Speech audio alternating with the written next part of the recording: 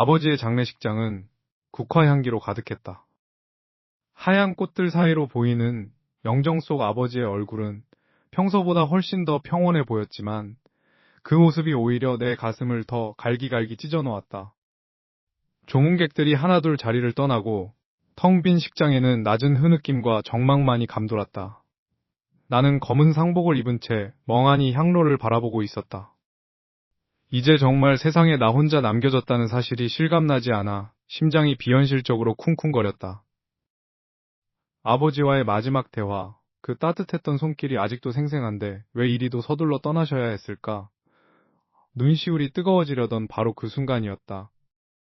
장례식장 입구 쪽에서 낯선 소란이 들려왔다.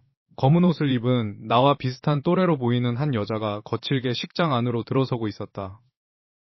그녀의 차림새는 단정했지만 눈빛만큼은 무언가에 쫓기는 듯 절박하면서도 형용하게 빛나고 있었다.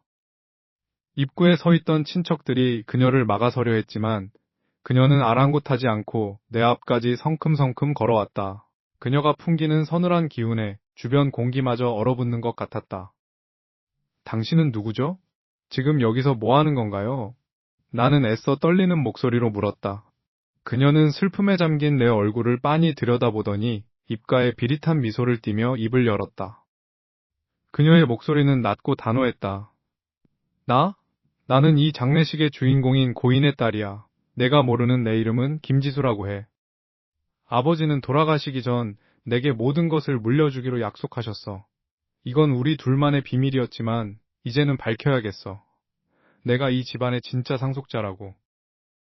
그녀의 말은 마치 벼락처럼 내 머릿속을 강타했다. 딸이라고? 아버지는 평생 엄마와 나, 그리고 우리 가족만을 위해 살아오신 분이었다. 돌아가신 직후에 나타나 유산을 운운하는 그녀의 태도는 도저히 제정신으로 보이지 않았다. 나는 화가 치밀어 올라 손을 부들부들 떨었다. 말도 안 되는 소리 하지 마세요. 아버지는 그런 분이 아니에요. 지금 당장 나가주세요. 여기가 어디라고 함부로 난동을 피우는 거죠? 나는 그녀의 어깨를 밀치며 밖으로 쫓아내려 했다. 주변 사람들도 수군거리며 그녀를 비난하기 시작했다. 하지만 그녀는 눈 하나 깜짝하지 않았다. 오히려 그녀는 품 안에서 낡은 서류 봉투 하나를 천천히 꺼내 내 눈앞에 들이밀었다. 그 봉투 속에는 빳빳한 종이 한 장이 들어 있었다. 그녀가 그 종이를 펼쳐 보이자 나는 내 눈을 의심할 수밖에 없었다. 거짓말이라고? 확인해봐. 이게 내 말에 대한 증거니까. 그녀의 손에 들린 것은 다름 아닌 유전자 검사 결과지였다. 그곳에는 나와 그녀가 친자매 관계라는 사실이 그 누구도 부정할 수 없는 명확한 과학적 수치로 증명되어 있었다. 세상이 무너져 내리는 듯한 현기증이 나를 덮쳤다. 나는 그 종이를 멍하니 바라보다가 천천히 고개를 들어 그녀의 눈을 쳐다보았다. 그녀의 얼굴에는 승리감과 함께 알 수 없는 서늘한 미소가 깊게 배어 있었다. 아버지의 장례가 끝난 지 채 며칠이 지나지 않았는데 저택의 공기는 벌써부터 숨이 막힐 듯 무거웠다. 거실에는 팽팽한 긴장감이 감돌았다. 친척 어른들이 속속 도착했고 그들의 얼굴에는 슬픔보다는 앞으로 벌어질 재산 분할에 대한 노골적인 탐욕이 서려 있었다. 나는 구석진 자리에 앉아 묵묵히 찻잔을 만지작거리고 있었다. 그때 검은 상복을 입은 그 여자가 거실 한복판에 위풍당당하게 자리를 잡고 앉았다. 그녀의 눈빛은 아까의 가련한 척하던 모습과는 180도 달랐다. 차갑고 날카롭고 목표를 정한 맹수의 그것이었다. 가족회의를 시작하죠. 고인의 마지막 뜻을 확인해야 하니까요. 큰아버지의 엄중한 목소리가 거실을 울렸다. 나는 당연히 그 자리에 참석하려 자리에서 일어났다. 그러나 내 손이 문고리에 닿기도 전에 큰어머니가 차가운 손길로 내 팔을 낚아채듯 잡았다. 그녀의 눈동자에는 나를 향한 은근한 경멸과 차가움이 서려 있었다. 너는 잠깐 빠져 있어라. 지금부터는 어른들끼리 정리해야 할 민감한 문제야. 너 같은 어린애가 끼어들 자리가 아니니까 정원이나 돌면서 마음 추스르고 와. 하지만 아버지의 유산이에요. 저도 엄연히 가족인데 왜 가족이라고? 정말 네가 이 집의 온전한 가족이라고 생각하니? 그녀의 비수 같은 말에 나는 말문이 막혔다. 주위의 친척들은 나를 투명인간 취급하며 문을 닫아 걸었다. 딸깍하고 문이 닫히는 소리가 마치 내 운명이 닫히는 소리처럼 들렸다. 복도에 홀로 남겨진 나는 분함과 억울함에 입술을 깨물었다. 하지만 여기서 물러설 수는 없었다. 나는 소리를 죽이고 평소 아버지가 애용하던 서재 옆 낡은 응접실의 커튼 뒤로 몸을 숨겼다. 벽 너머로 희미하게 들려오는 대화 소리에 온 신경을 집중했다. 이게 정말 아버님이 남기신 유언장 원본입니까? 그 여자의 목소리였다. 이어지는 낮은 중저음의 목소리는 아버지의 평생을 함께해온 법무대리인 김 변호사였다. 그럼요. 모든 법적 효력을 갖춘 문서입니다. 여기 보시다시피 고인의 자필 서명과 직인이 찍혀 있지 않습니까? 유일한 혈육임을 증명하는 서류 또한 완벽합니다. 사각거리는 종이 넘기는 소리가 들려왔다. 나는 숨조차 크게 쉴 수 없었다. 분명 아버지는 생전에 유언장에 대해 한 번도 말씀하신 적이 없었다. 오히려 형제간의 우애를 강조하셨던 분이다. 그런데 저 여자가 나타나자마자 갑자기 원본이라니, 무언가 잘못되어도 한참 잘못되었다는 직감이 온몸에 털을 쭈뼛하게 세웠다. 이 정도면 그쪽이 원하는 대로 모든 부동산과 주식 지분을 넘겨봤는데 문제가 없겠군요. 다만 저 아이가 눈치채지 못하게 처리하는 게 관건입니다. 김 변호사가 건넨 두툼한 서류 뭉치를 받아드는 그녀의 손끝이 미세하게 떨리고 있었다. 절박함과 희열이 뒤섞인 기괴한 미소가 그녀의 얼굴에 번지는 것을 나는 커튼 틈새로 똑똑히 보았다. 저 여자, 대체 정체가 뭐지? 아버지와 무슨 거래를 한 것일까? 내 심장은 터질 듯이 뛰고 있었다. 30분 뒤 회의가 끝났다는 소란스러운 소리와 함께 사람들이 썰물처럼 빠져나갔다. 나는 인기척이 사라질 때까지 기다리고 또 기다렸다. 완벽한 정적이 찾아왔을 때 나는 아버지가 쓰시던 서재로 살금살금 다가갔다. 방문은 살짝 열려 있었다. 방 안은 아버지가 생전에 즐겨 피우시던 묵직한 시가 향과 낡은 종이 냄새가 섞여 있었다. 나는 아버지가 가장 소중한 서류를 보관하시던 손때 묻은 앤틱 책상의 중앙 서랍으로 다가갔다. 늘 굳게 잠겨있던 열쇠 구멍은 이미 억지로 쑤신 듯 휘어져 있었고 서랍은 반쯤 열린 채 나를 맞이했다. 불길한 예감에 떨리는 손을 넣어 안을 더듬었다. 서류 봉투들은 뒤섞여 있었고 바닥에는 잉크 자국이 번져 있었다. 나는 조심스럽게 그 잉크 자국을 손가락으로 훑었다. 끈적하고 기분 나쁜 촉감. 잉크의 색깔은 아버지가 평소에 쓰시던 고전적이고 짙은 남색이 아니었다. 아주 옅고 불길한, 마치 핏물 같은 보랏빛이 감도는 생경한 잉크였다. 아버지는 절대 이런 잉크를 쓰지 않으셨다. 그렇다면 이건 누군가 급하게 위조 서류를 작성하며 흘린 흔적이라는 말인가? 서랍 깊숙한 곳에서 내가 미처 보지 못한 낯선 종이 조각 하나가 바닥에 떨어져 있었다. 그것을 집어든 순간 나는 온몸의 피가 차갑게 식어가는 것을 느꼈다. 아버지의 장례식장이 눈물로 얼룩진 지 며칠이 지나지 않았지만 내 마음은 슬픔보다 더 차갑고 날카로운 의구심으로 가득 찼다. 그녀, 자신을 이복 동생이라 칭하며 나타난 그 여자의 눈빛은 결코 슬픔을 담고 있지 않았다. 그건 마치 굶주린 짐승이 먹잇감을 노려보는 듯한 지독하게도 계산적인 생존 본능이었다. 가족들이 모두 그녀의 말에 휘둘려 우왕좌왕하는 동안 나는 방 안에서 조용히 노트북을 열었다. 그녀의 이름, 석연치 않은 과거, 그리고 아버지와 얽혔다는 그 모호한 연결고리를 파헤쳐야만 했다. 나는 흥신소 지인을 통해 얻은 정보를 토대로 그녀의 신상 기록을 뒤지기 시작했다. 첫 번째 결과물은 생각보다 훨씬 더 충격적이었다. 그녀는 수년 전부터 사채 시장의 큰손들에게 쫓기고 있었다. 연체된 이자만 수억 원.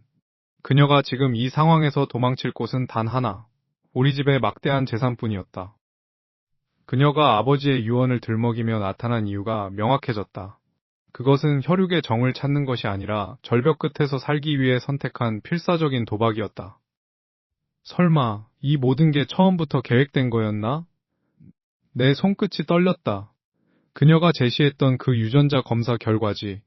그것이 정말 진짜일 리가 없었다.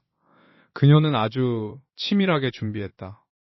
아버지의 머리카락인지 아니면 다른 누군가의 것인지는 알 수 없었지만 그 결과지는 단순히 서류 한 장이 아니라 우리 가족을 파멸로 이끌기 위한 독극물이었다.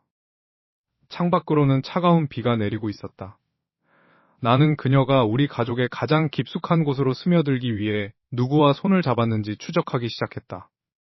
아버지를 가장 잘 아는 사람, 유언장의 내용을 가장 정확히 파악하고 있는 사람, 그리고 그녀에게 정보를 넘겨줄 수 있는 위치에 있는 사람.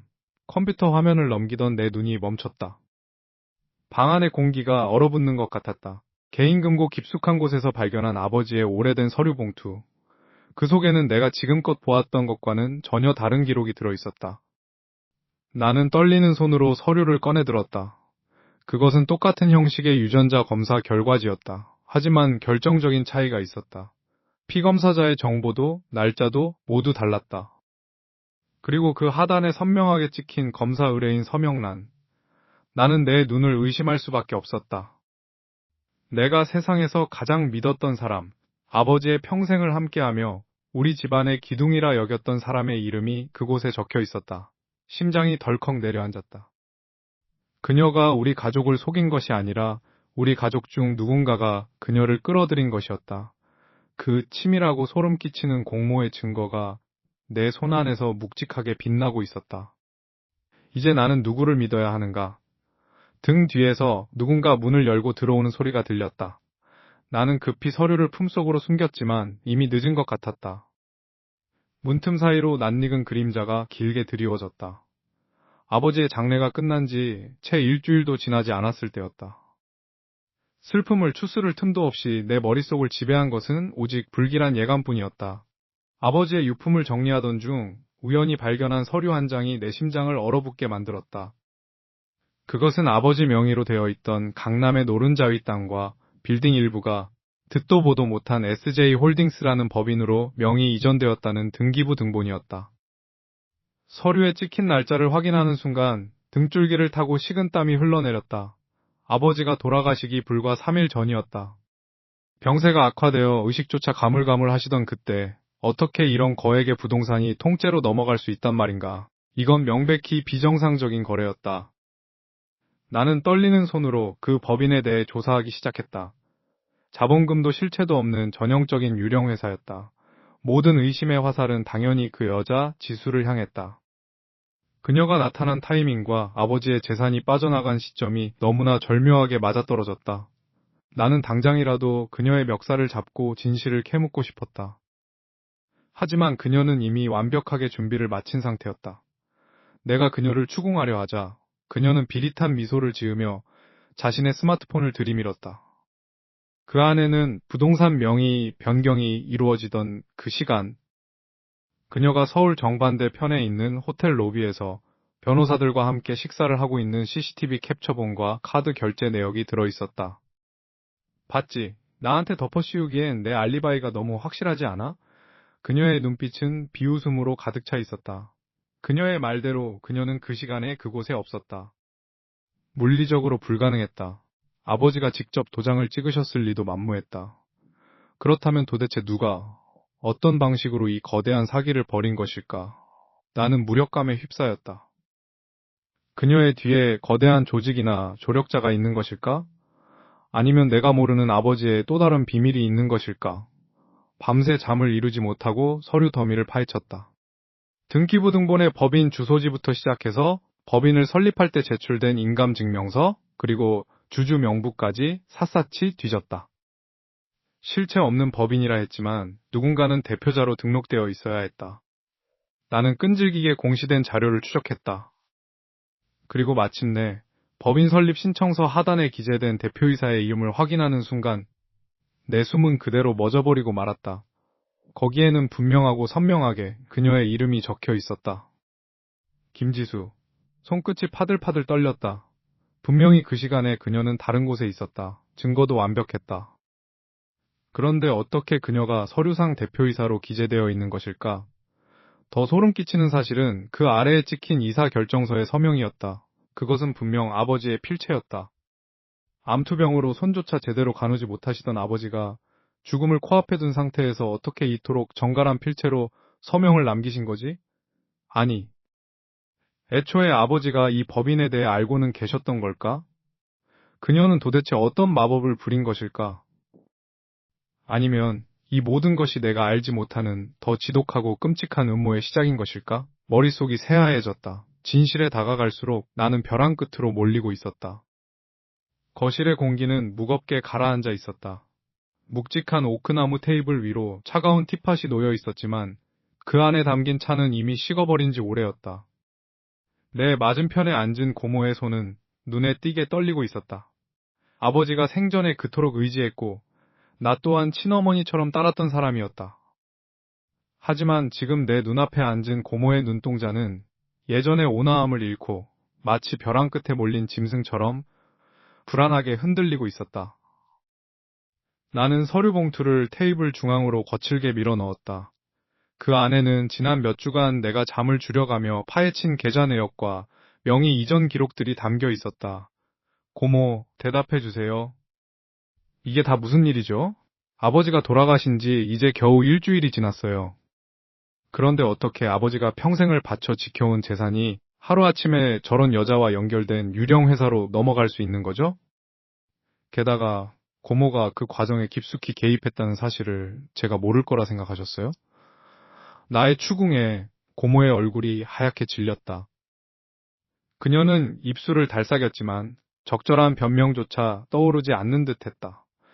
정적 속에서 창밖으로 떨어지는 빗소리가 더욱 신경을 긁었다. 고모는 갑자기 자리에서 벌떡 일어났다. 의자가 바닥을 긁으며 끔찍한 소음을 냈지만 그녀는 아랑곳하지 않고 벽면에 세워진 작은 수납장으로 달려갔다. 그곳에는 아버지가 생전에 가장 아끼던 서류들이 보관되어 있었다. 고모의 손이 다급하게 서랍을 열고 낡은 가죽 커버로 된 파일 하나를 낚아챘다. 이게 아니야. 이런 게 아니라고. 그녀는 다급하게 파일 안에 종이들을 찢어내려 했다. 나는 황급히 달려가 그녀의 손목을 낚아챘다. 팽팽한 힘겨루기가 이어졌다. 고모의 눈에는 눈물이 고여 있었지만 그것은 슬픔 때문이라기보다는 무언가 끔찍한 사실이 드러날지도 모른다는 극도의 공포에서 비롯된 것이었다. 찢겨나간 종이 조각들이 공중으로 흩날렸다. 바닥에 떨어진 파편 속에서 나는 아버지의 필체로 적힌 낯선 계약서 한 장을 발견했다. 그것은 단순한 재산 양도가 아니었다. 그 속에는 아버지의 과거, 그리고 그분이 평생 숨기고 싶어 했던 치명적인 약점이 고스란히 적혀 있었다. 이게 대체 뭐예요? 고모, 지금 뭘 감추려고 이러시는 거예요? 저 여자랑 대체 무슨 거래를 한 거죠? 내 목소리가 떨렸다. 고모는 내 손길을 뿌리치고 거칠게 숨을 몰아쉬었다. 그녀는 헝클어진 머리카락을 쓸어 올리며 마치 귀신이라도 본 듯한 눈으로 나를 응시했다.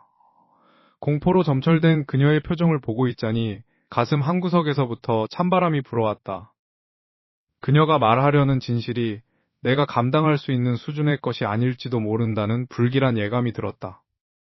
고모는 떨리는 손가락으로 내가 쥐고 있던 서류를 가리키며 나직하게, 그러나 뼛속까지 파고드는 차가운 목소리로 내뱉었다. 너는 아무것도 몰라. 내 아버지가 평생을 바쳐 지켜온 게 고작 돈이라고 생각하니? 아니야, 그건 저주였어. 저 여자가 가진 건 단순한 핏줄이 아니라고. 만약 그녀가 그 비밀이 담긴 곳을 차지하게 된다면 그건 단순히 유산의 문제가 아니야. 내 말 잘 들어.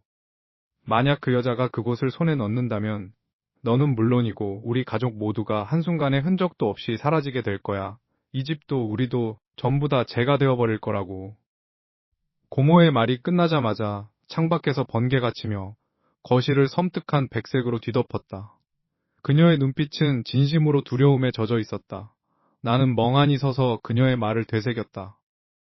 도대체 아버지는 어떤 과거를 숨기고 계셨던 걸까?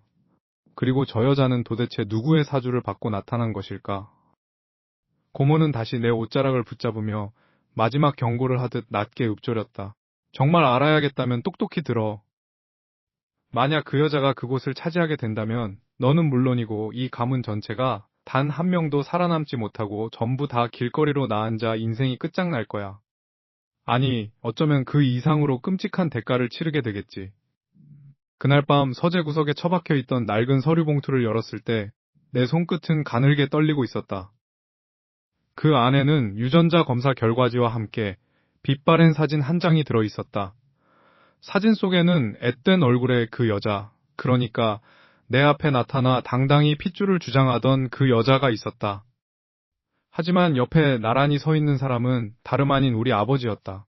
심장이 덜컥 내려앉는 기분이었다. 가짜라고 믿고 싶었다. 그저 돈에 눈이 멀어 꾸며낸 거짓말이라고 치부하고 싶었지만 사진 속 아버지의 눈빛은 너무나도 다정했고 그 여자는 아버지를 쏙 빼닮아 있었다. 나는 헛웃음을 짓고 말았다. 그렇다면 그동안의 의심들은 다 무엇이었나? 하지만 곰곰이 생각해보면 이상한 점이 한두 가지가 아니었다. 그녀는 너무나 급했고 너무나 서툴렀다. 아무리 절박해도 진짜 딸이라면 아버지가 돌아가신 슬픔이 먼저여야 했다. 그런데 그녀의 눈동자엔 슬픔 대신 타오르는 증오와 조급함만이 가득했다. 무언가 더 큰 배우가 있다는 확신이 강하게 들었다. 아버지의 서재를 뒤지던 내 손길이 멈춘 건 책상 및 카펫 아래 숨겨진 낡은 수첩을 발견했을 때였다.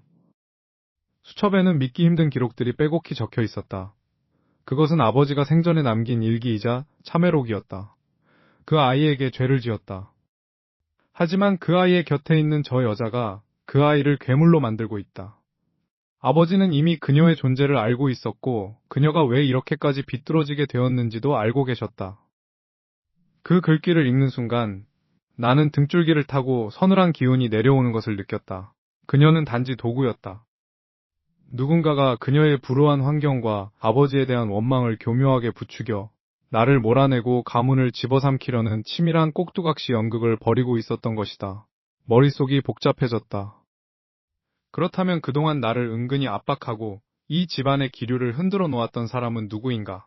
나는 서재 문을 닫고 거실로 나섰다. 어두컴컴한 복도를 지나는데 저 멀리서 인기척이 느껴졌다. 항상 나를 다독여주던 그 따뜻한 손길, 아버지의 유일한 혈육이자 내 편이라 믿어 의심치 않았던 숙모였다.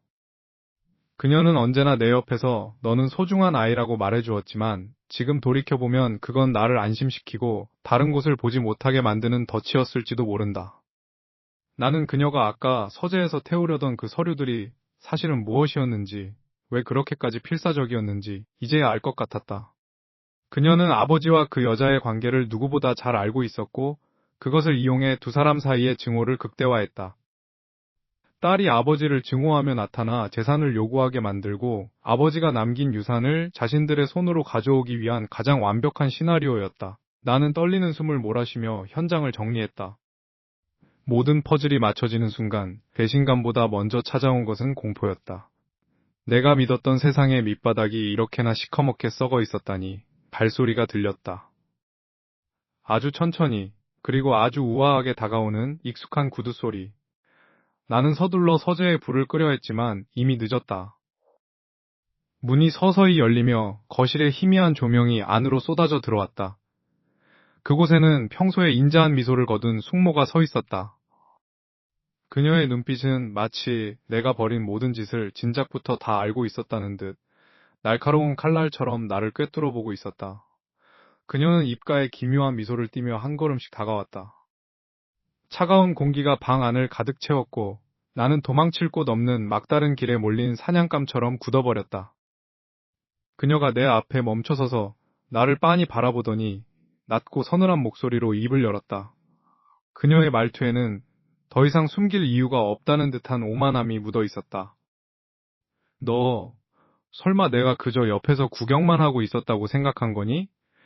그 아이가 왜 그렇게 너를 증오하면서도 한편으론 두려워했는지 정말 몰랐어? 그녀는 싸늘한 웃음을 흘리며 천천히 내 귓가에 입술을 가져다 댔다. 가엾은 아이야.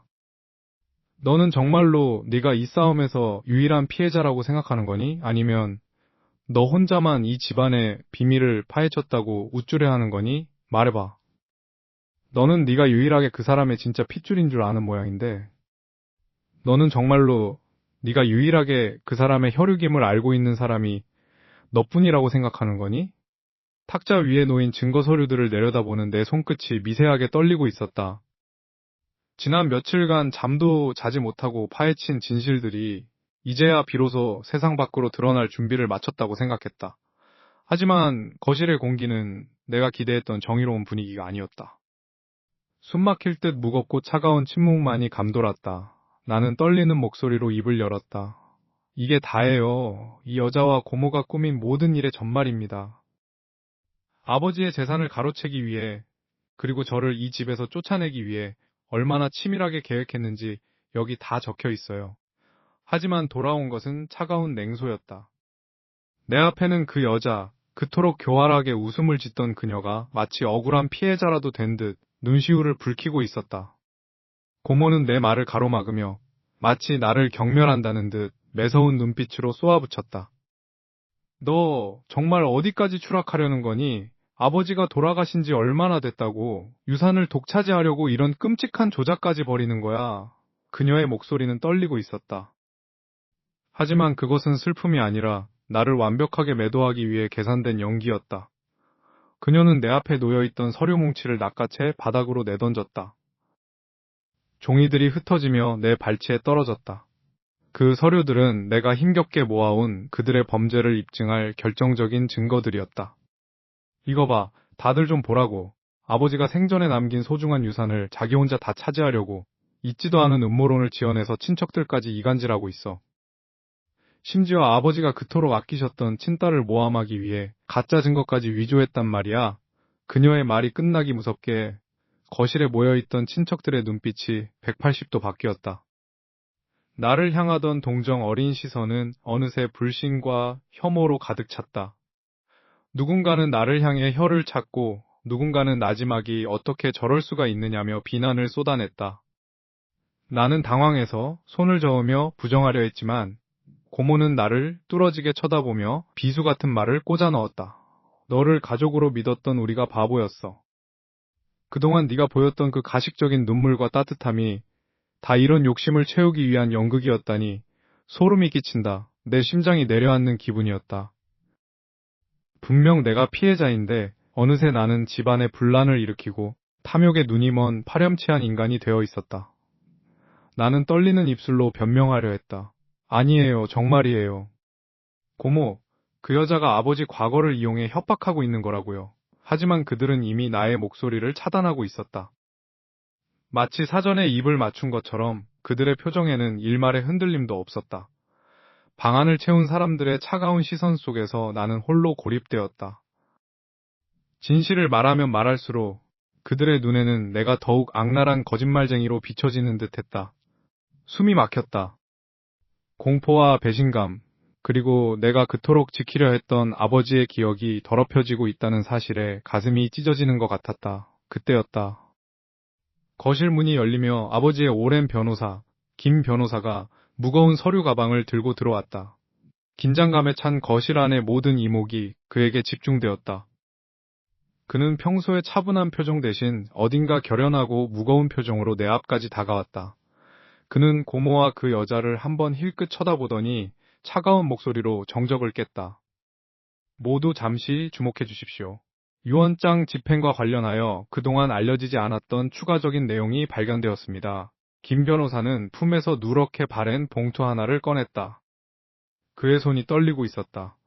이것은 돌아가신 회장님께서 마지막으로 직접 작성하셔서 저에게 맡기셨던 추가 유언장입니다. 여기에는 귀하, 즉 당신의 지분에 대한 중대한 변경 사항이 적혀 있습니다. 그는 잠시 말을 멈추고는 마치 사형 선고를 내리듯 차갑게 말을 이었다. 회장님께서는 본 유언장을 통해 당신이 가족의 화합을 해치고 탐욕을 부릴 경우를 대비해 귀하의 모든 상속권을 즉각 박탈한다는 결정을 내리셨습니다. 유언장 공개 날의 아침은 유독 무겁고 차가웠다. 창밖으로 비치는 햇살조차 차갑게 식어버린 것 같은 기분이었다. 상복의 까슬한 천이 피부에 닿을 때마다 심장이 불규칙하게 요동쳤다. 오늘이 지나면 모든 것이 끝날 수도, 혹은 모든 것이 제자리로 돌아올 수도 있었다. 나는 주머니 속에 숨겨둔 USB를 꽉 움켜쥐었다. 그 안에는 이모와 그 여자가 저지른 추악한 거래, 사채업자들과 주고받은 자금 흐름, 그리고 아버지가 돌아가시기 직전까지 그들에게 어떻게 농락당했는지가 고스란히 담겨 있었다. 변호사 사무실의 회의실은 숨막힐 듯 고요했다. 나를 바라보는 친척들의 시선은 여전히 싸늘했다. 그들은 이미 이모가 흘린 거짓 정보들에 세뇌된 상태였다. 욕심 많은 자식, 유산을 독차지하기 위해 남까지 모함하는 파렴치한, 나를 향해 쏟아지는 비난의 화살들이 귓가를 스쳐 지나갔지만 나는 꼿꼿이 고개를 들었다. 이모는 마치 자신이 승리자라도 된 양 비릿한 미소를 머금은 채 우아하게 앉아 있었다. 그 여자는 내 시선을 피한 채 짐짓 슬픈 척 눈물을 훔치고 있었다. 가증스러운 연기였다. 이제 유언장을 낭독하겠습니다. 변호사의 목소리가 회의실에 울려 퍼졌다. 나는 더 이상 기다릴 수 없었다. 나는 서류 가방을 열어 USB를 꺼내 들고는 준비해둔 노트북을 켰다. 잠시만요. 내 목소리가 회의실 전체를 뒤흔들었다. 이모의 눈썹이 꿈틀했다. 내가 노트북을 대형 스크린에 연결하자 이모의 얼굴이 순식간에 창백하게 질렸다. 나는 단호한 어조로 말했다. 이 유언장 낭독에 앞서 반드시 공개해야 할 것이 있습니다. 이 가문의 재산을 노리고 벌인 조직적인 사기극과 사채업자와 결탁하여 아버지의 정신을 흐리게 했던 이들의 실체입니다. 스크린에 데이터가 뿌려지기 시작했다. 차명 계좌 내역, 이모와 사채업자가 주고받은 수십 통의 문자 메시지, 그리고 아버지를 병원에 가두고 강제로 서류에 도장을 찍게 했던 정황들. 회의실은 순식간에 아수라장이 되었다. 친척들은 경악하며 웅성거렸고 이모는 당황하여 노트북을 향해 달려들려 했다. 이게 무슨 짓이야? 당장 꺼! 이건 다 조작된 거야. 이모가 비명을 지르는 바로 그 순간 밖에서 기다리고 있던 경찰들이 문을 열고 들어왔다. 약속된 시간이었다. 나는 경찰을 향해 고개를 끄덕였다. 드디어 끝났다. 이 지긋지긋한 악몽에서 깨어날 시간이었다.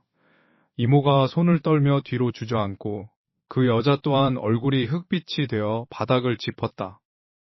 나는 승리감에 젖어 그들을 내려다보았다. 정의가 구현되는 순간 모든 것이 완벽하다고 믿었다. 하지만 바로 그때 예상치 못한 상황이 벌어졌다. 절망에 빠져있던 그 여자가 갑자기 비릿한 웃음을 흘리며 천천히 자리에서 일어났다. 그녀는 떨리는 손을 멈추고 아주 차분하고 서늘한 눈빛으로 나를 응시했다.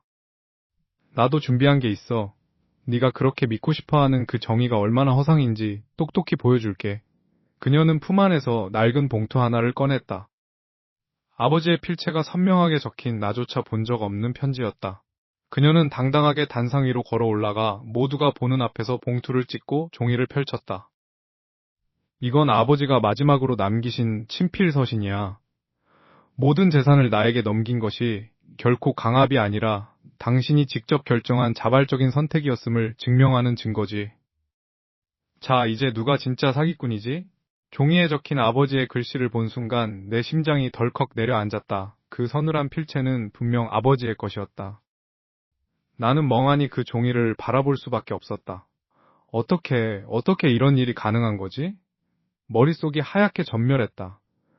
승리라고 믿었던 순간 바닥이 꺼지는 기분이었다.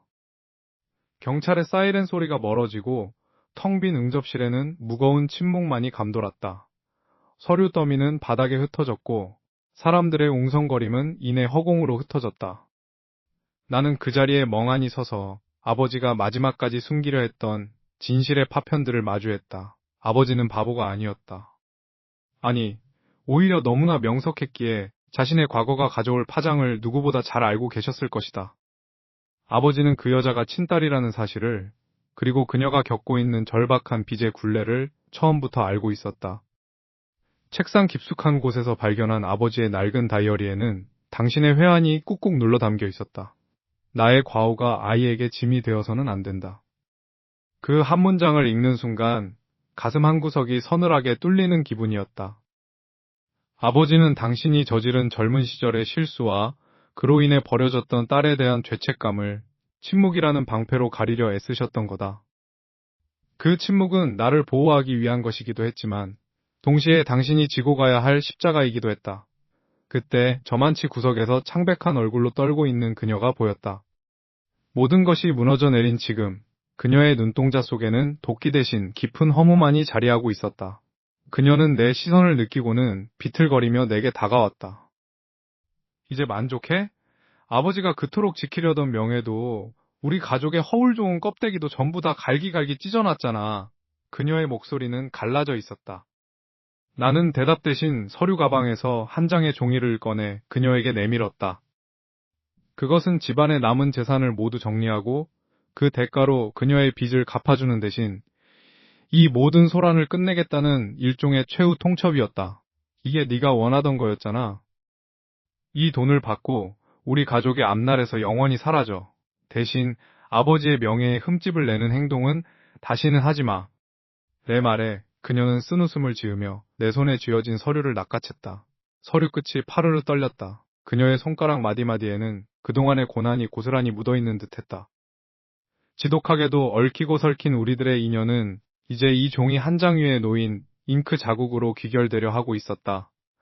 주변의 풍경이 흐릿해졌다. 거실 벽에 걸린 아버지의 초상화가 나를 내려다보고 있는 것만 같았다. 아버지가 원했던 평화는 정말 이런 형태였을까? 재산을 나누어주고 더러운 과거를 덮어버리면 과연 우리 삶은 다시 제자리로 돌아올 수 있을까? 나는 창밖으로 비치는 차가운 달빛을 바라보며 깊은 한숨을 내쉬었다. 마음 한구석에서는 이것이 정답이라는 안도감이, 다른 한편에서는 씻을 수 없는 배신감이 서로 엉켜 소용돌이쳤다. 사람들은 이제 나를 손가락질할 것이다. 가족의 재산을 지키지 못한 무능한 자식, 혹은 더러운 돈으로 입을 막아버린 비정한 경영자라고 말이다. 하지만 그것은 내가 감당해야 할 몫이었다. 나는 무거운 발걸음을 옮겨 서재로 돌아왔다. 책상 위에 놓인 만년필과 아버지가 남긴 마지막 서신이 눈에 들어왔다. 모든 권력과 명예가 덧없다는 사실을 우리는 이렇게 파멸에 가까워져서야 비로소 깨닫게 되는 것일까? 나는 손에 쥐고 있던 서류를 다시 한번 내려다보았다. 여기 적힌 서명란에 이름을 새기는 순간 우리는 각자의 길을 가야 한다. 나는 나대로, 그녀는 그녀대로 서로의 생채기를 핥으며 살아가겠지. 하지만 이 서류가 가져올 평화가 진짜인지, 아니면 더 깊은 수렁으로 나를 인도하는 통로인지 지금의 나는 알 수 없었다. 나는 펜을 들어 서명란 근처에 멈칫거렸다. 펜 끝에서 잉크가 번져나갔다. 이 작은 행위가 아버지의 이름을 영원히 지워버릴지도 모른다는 공포가 엄습했다. 빌런이라 여겼던 그녀의 뒷모습은 이제 나보다 더 초라해 보였다. 우리가 서로를 짓밟으려 했던 시간들이 주마등처럼 스쳐 지나갔다. 만약 우리가 다른 상황에서 만났더라면 이런 파국은 없었을까? 아니, 애초에 그런 가정 자체가 무의미했다. 아버지가 묻어둔 비밀은 결국 우리를 서로에게 던져놓았고, 우리는 그 파도에 휩쓸려 여기까지 떠내려왔을 뿐이다. 나는 마지막으로 심호흡을 했다. 공기는 차갑고 비릿했다. 이제 결정을 내려야 했다. 나는 다시 한번 펜을 꽉 쥐었다. 이 서류는 단순한 계약서인가? 아니면 아버지의 무덤을 파헤치는 곡괭이인가? 나는 내 손에 쥐어진 이 종이 한 장이 과연 그녀가 원했던 대가인지, 아니면 나 스스로를 올가매는 덫인지 알 수 없었다. 이 선택이 아버지의 남은 유산을 구원할 마지막 구명줄이 될 것인가, 아니면 걷잡을 수 없는 비극의 서막을 알리는 종소리가 될 것인가. 나는 떨리는 손으로 서류를 다시 펼쳤다. 과연 이 거래를 끝으로 모든 악몽은 멈출 수 있는 것일까? 아니면 이것이야말로 이제 막 시작되려는 진짜 비극의 시작점인 것일까?